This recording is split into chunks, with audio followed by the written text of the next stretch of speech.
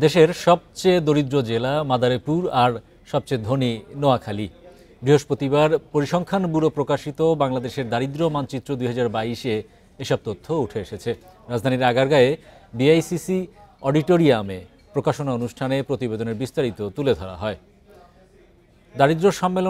দারিদ্র্য মানচিত্রের পরিসংখ্যানে দেখা গেছে মাদারীপুর জেলায় দারিদ্র্য হার 54.4%। এ জেলার ডাসার উপজেলার দারিদ্র্যের হার সর্বোচ্চ 63.2%। বিভাগ হিসেবে দারিদ্র্য হার সবচেয়ে বেশি বরিশালে 26.6%, সবচেয়ে কম দারিদ্র্য চট্টগ্রাম বিভাগে 15.2%। মানচিত্রে দেখা গেছে দেশের গ্রাম এলাকায় দারিদ্র্য কমে দাঁড়িয়েছে 20.3 ভাগে, কিন্তু 2022 সালের খানা আয় ব্যয় জরিপের তুলনায় শহরাঞ্চলে দারিদ্র্য হার বেড়ে হয়েছে 16.5 ভাগ।